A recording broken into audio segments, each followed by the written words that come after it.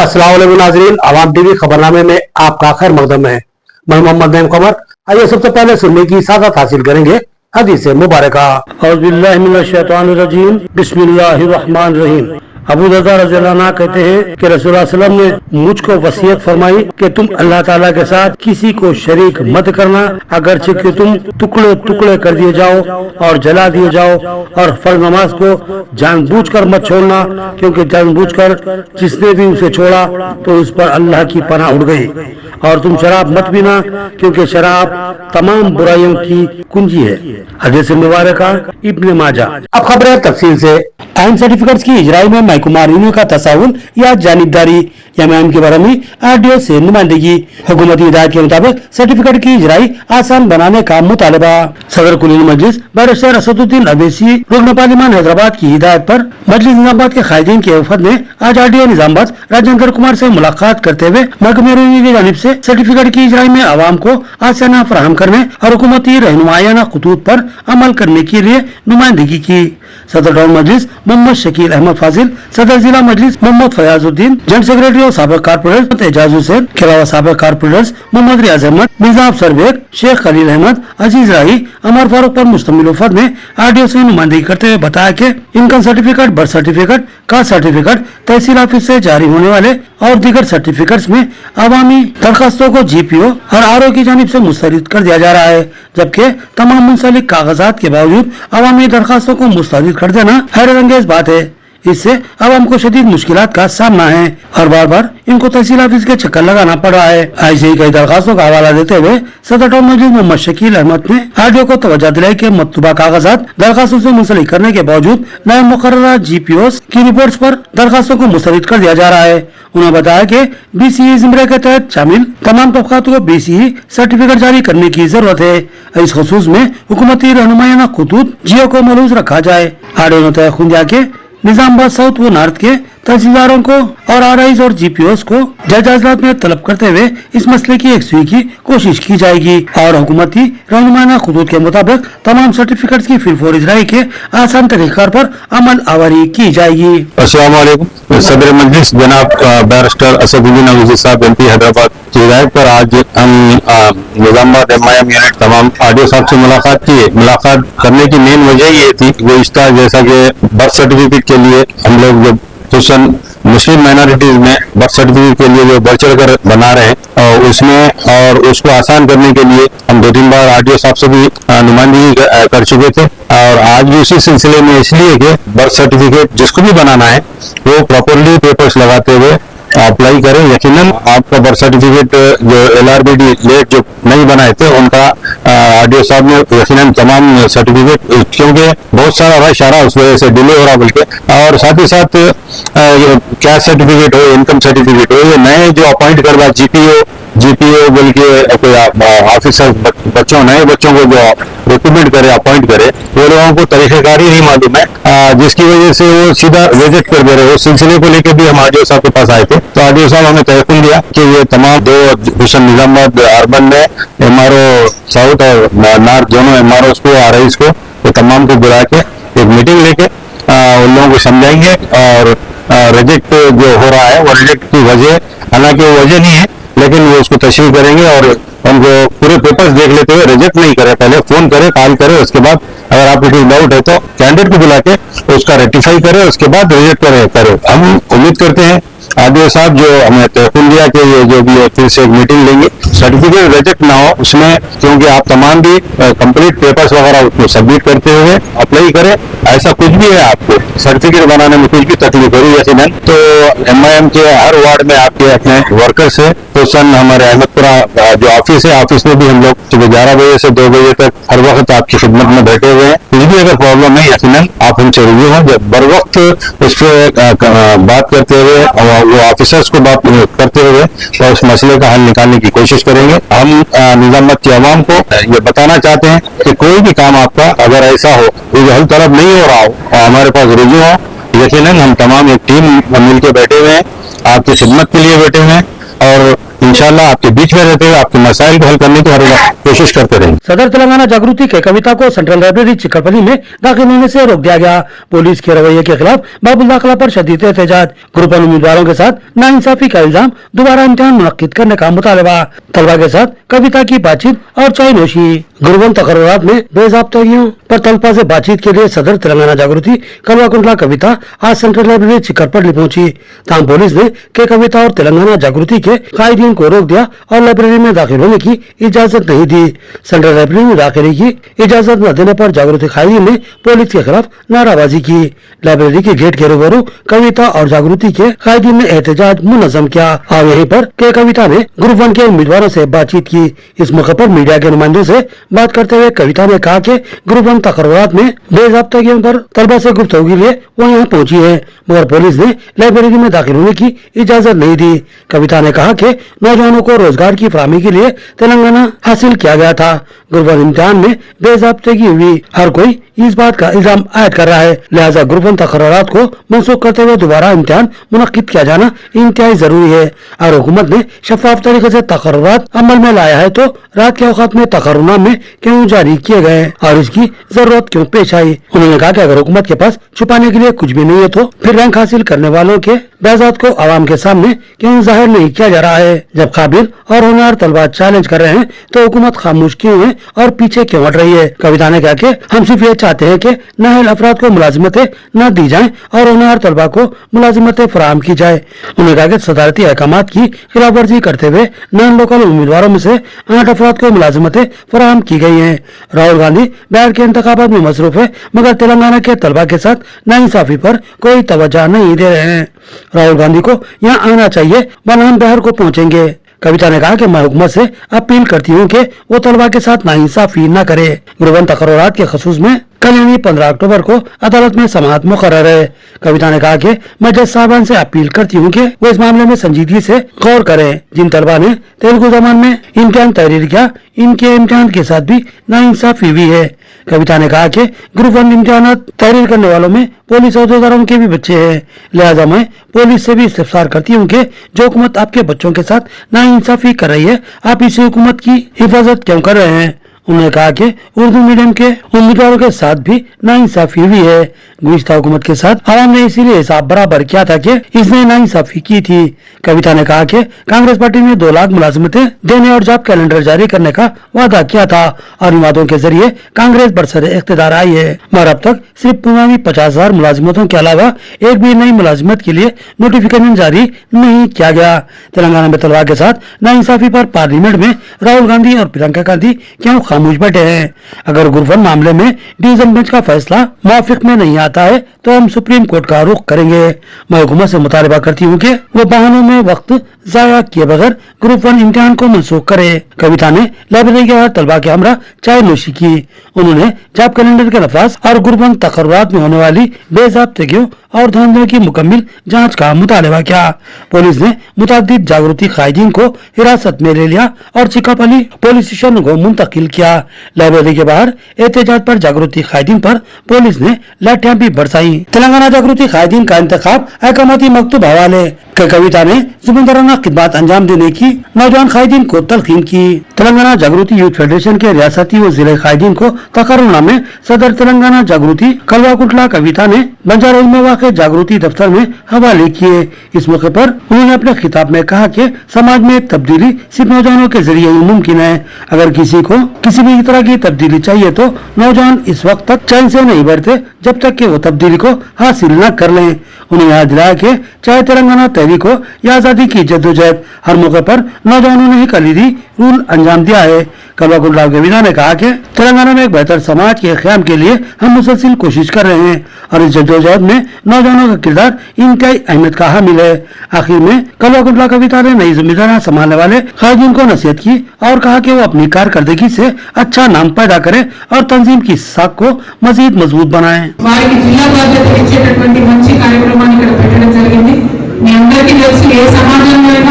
ఒక చిన్న చేంజ్ రావాలంటే కూడా ఆ చేంజ్ అనేటటువంటిది యూత్ దగ్గర నుంచి ప్రారంభమవుతుంది. వారి మైండ్ లో ఒక ఆలోచన వచ్చిందంటే సమాజాన్ని మార్చేంత వరకు కూడా వారు వదిలిపెట్టకుండా పనిచేస్తారు. ఇవాళ తెలంగాణ ఉద్యమం సక్సెస్ అయినా ఆనాడు ఇండియాకి స్వాతంత్రం కోసం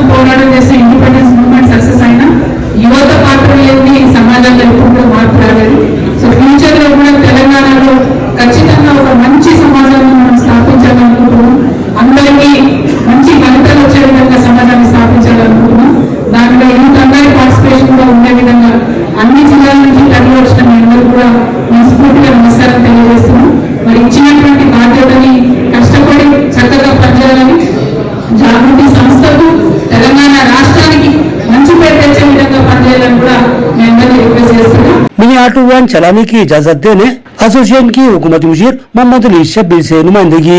मोहम्मद अली शब्बीर की मदाखलत पर मोटर व्हीकल इंस्पेक्टर का मुस्बित रद्द अमल एसोसिएशन के जिम्मेदारों ने हुकूमती मुशीर से इजहार तशक्कुर किया। कामारेड्डी में मिनी ऑटो चलाने पर महकमा ट्रांसपोर्ट की जानिब से इजाजत न देने और उन पर भारी जुर्माने आयद करने पर ऑटो वैन एसोसिएशन के कायदीन के वफद ने हुकूमती मुशीर मोहम्मद अली शब्बीर से नुमाइंदगी की और बताया कि इनके मिनी ऑटो वैन के जरिए रोजाना सैकड़ों की तादाद में तलबा स्कूल को जाते और मकानों को वापस होते हैं।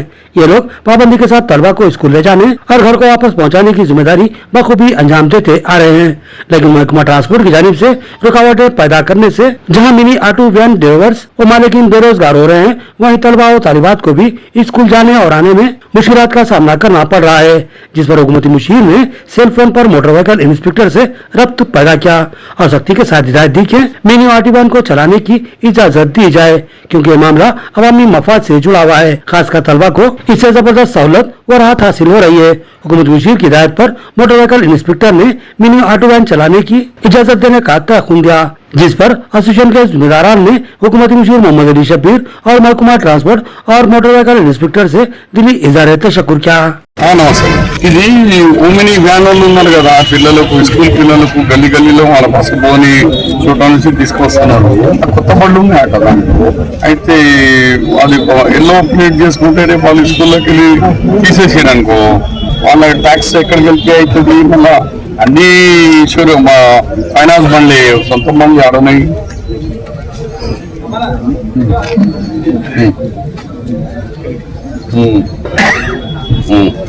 ఇక నడుచుకొని థ్యాంక్ యూ। मुमताज बेगम की जिनसी हरासानी की शिकायत पर कोटगीर पुलिस की कार्रवाई, मुकदमा दर्ज, खाती को पुतंगल में दाखिले पर रोक लगा दी गई। अख्तर बीबी की कामयाब मसाई। कुछ दिनों कबल मुमताज बेगम नामी खातून ने शहबाज नामी शख्स के खिलाफ कोटगीर मंडल पुलिस स्टेशन में शिकायत दर्ज करवाई थी और दरखास्त की थी कि इस शख्सी हरासानी व ज्यादती से निजात दिलाई जाए। मुमताज बेगम के हमरा अख्तरी बेगम ह्यूमन राइट्स ऑर्गेनाइजेशन के अलावा मोहम्मद सलीम TDP भी कोटगीर पुलिस स्टेशन पर पहुंचकर खाती के खिलाफ सख्त कार्रवाई का मुतालबा किया, लेकिन पुलिस की जानिब से मौसर कार्रवाई न होने पर इन जिम्मेदारों ने दबाव बनाया और फिर इस शख्स के खिलाफ पुलिस ने सख्त कार्रवाई की और उसको मुमताज बेगम के मौजे पतंगल को आने से मना कर दिया।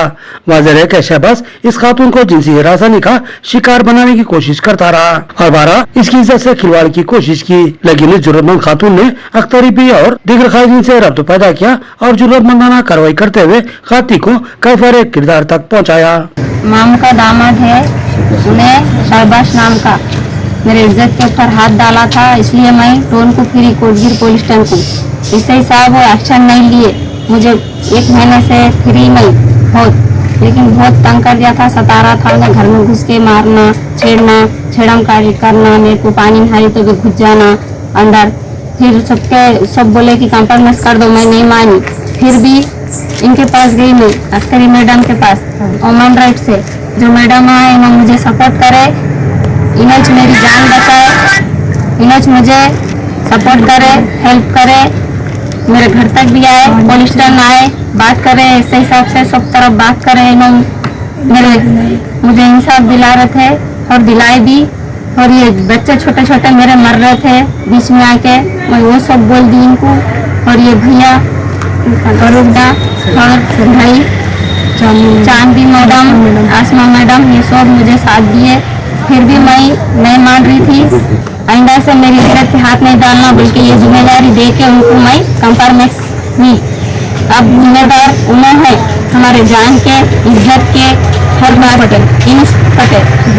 भोदन के राइट से तय दिल से वाले मेरी हेल्प करे, उनका मैं दिल से तय दिल से शुक्र अदा करती। मैं अख्तरी भी Nizamabad human rights special worker, state working president. ये जो मुमताज बेगम है, उनकी हेल्प के लिए हम लोग आए थे। 1 महीने से बहुत परेशान थे, टाउन में हो गए, मार के पसले मुझे छोड़ दिए थे, तो उस वजह से परेशान थे। उसके बाद इस हद पार कर दिया था कि इनकी इज्जत पे हाथ डाला है शहबाज ने, दरिंदा वो। तो कोई गौर नहीं है, इनके मामू का ही दामाद है, तो इनको किसी बड़े लोग का सहारा नहीं है, बल्कि ऐसे घर में रहने लगा तो इसके ऊपर बुरी नजर डाला। उस हिसाब से इसको इंसाफ दिलाने के लिए औरत को हम लोग पूरा मेहनत तहे दिन से मेहनत करें हम लोग, दिन रात एक करके इनको इंसाफ दिलाने के लिए करें। टाउन में ये कोटगिर के एमपीएस में केस था, उन्हें भी थोड़ा ज़्यादा एक्शन नहीं लिए उनके लिए, मालूम नहीं अब उनको उनका क्या था क्या नहीं वैसे सबका। फिर भी अभी वो हर जगह हर दरवाज़ा खटखटाए वो शहबाज के हेल्प के लिए। लास्ट में जाके वो बोधन में जो यूनुस पटेल साहब रहते उनके पास गए, उन्हें फ़ोन करके ऐसा कॉम्प्रोमाइज़ करो, दुश्मन है कहीं को ऐसा वैसा बोले, एक इज्जत पे हाथ डाले तो उसमें दुश्मनी की क्या बात है कि अब शायद कोई भी किसी के माँ बहन के साथ हुआ तो ऐसा नहीं बोलते, नहीं कर सकते ऐसा, हक के लिए आगे बढ़ते। लेकिन अब उन्होंने क्या सोच के बोले क्या बात से बोले पता नहीं है। इसके बाद यहाँ से कुछ भी इनको हुआ या इनको जान का माल का इनकी इज्जत का कुछ भी इफेक्ट हुआ, इनको कोई भी बाल को भी धक्का लग गया तो वो लोग जितने भी आए वो लोग जिम्मेदार रहेंगे वो शहबाज की तरफ से। मुर्तार में डबल बेडरूम मकानात पर गैर कानूनी कब्जा इतला मिलते ही मुर्तार तहसीलदार और दिगर उधर पुलिस के साथ वहां पहुंचे और फौरी मकानात खाली कर देने का इंतबा दिया। गरीब खानदानों ने कहा कि हम भी मुस्तहिक है, लिहाजा पट्टाजात जारी किए जाए और हमको खाली न करवाया जाए। अगैर बालकुंडा के मुर्तार मंडल मुस्तखर में डबल बेडरूम मकानात में गैर कानूनी कब्जे की इतला मिलने पर मुर्तार तहसीलदार कृष्णा, एमपीडीओ तिरुमला, ग्राम पंचायत सेक्रेटरी सैफुद्दीन और दिगर अहदेदार व मुलाजिमीन पुलिस की भारी जमात के साथ वहां पर पहुंचे और केसीआर कॉलोनी में जो गैर कानूनी तौर पर मकानात पर कब्जा करने वाले खानदान है, इन लोगों को फौरी गैर मजाज कब्जा खत्म करने और मकान खाली कर देने की सख्ती के साथ हिदायत दी और इंतबा दिया कि गैर कानूनी तौर पर बगैर इजाजत डबल बेडरूम मकान पर कब्जा करने वाले अफराद पर सख्त तरीन कानूनी कार्रवाई की जाएगी। वाज़ेह है कि साबिक़ा BRS हुकूमत में गरीब और मुस्तहिक खानदानों में डबल बेडरूम मकानात की तकसीम अमल में लाई गई थी। इस वक्त साबिक़ा रियासती वजीर इमारत व शवारे और बालकुंडा MLA प्रशांत रेड्डी ने अपने हाथों से 154 मकानात के पट्टेजात गरीब और मुस्तहिक खानदानों में तकसीम किए थे, जबकि गैर तकसीम शुदा 69 मकानात बाकी रह गए थे। गुज़िश्ता 3 महीनों से गरीब अफराद इन डबल बेडरूम मकानात की खुफल शिकनी करते हुए इन पर कब्जा कर लिया और अपने सामान समेत वहां पर मुकीम हो गए, जिसकी तल्ला मिलते ही मुकामी अहदेदार हरकत में आए और इन मकानात को खाली करवाने की मुहिम शुरू कर दी। गरीब बेघर आवाम का कहना है कि वो जाती मकान की छत से महरूम है और दर हाजिर में बेरोजगारी और महंगाई ने जीना मुश्किल कर दिया है, लिहाजा उन्होंने इन मकानात पर कब्जा किया।